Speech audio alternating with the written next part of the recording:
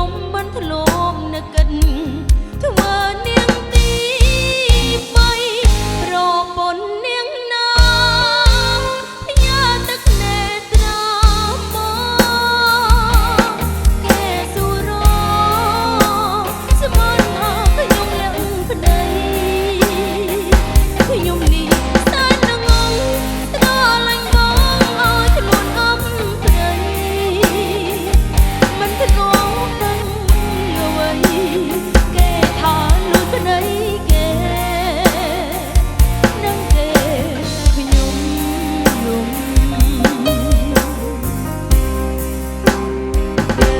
តែបាញ់ចប់ទេសុំចាយភ្លើឈប់មកធ្វើបើខ្ញុំបងត្រូវវិលទៅជួបជុំកុំអោយនាងយំផ្ដាំនាងថាខ្ញុំសុំទោ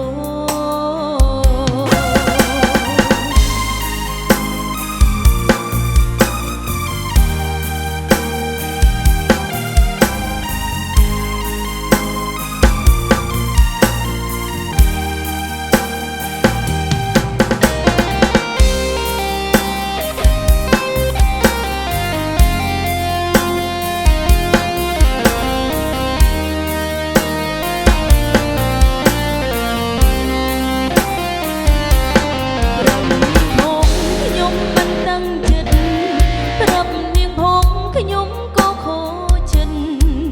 ព្រោះខ្ញុំមិនធ្លាប់នឹកគិតធ្វើនាងទីបីប្រពន្ធនាងណាផ្ញើទឹកនេត្រាមកគេសុរស្មានថាខ្ញុំលះប្តីខ្ញុំនេះតែល្ងងស្រឡាញ់បងឲ្យខ្លួនអំមិនធ្លាប់ដឹងអ្វីគេថាលួចប្តីគេដឹងទេខ្ញុំយំត្រូវតែបាញ់ចប់ទេសុំចាយភ្លើឈប់មកធ្វើបើខ្ញុំបងត្រូវវិលទៅជួបជុំកុំអោយនាងយំផ្ដាំនាងថាខ្ញុំសុំទោ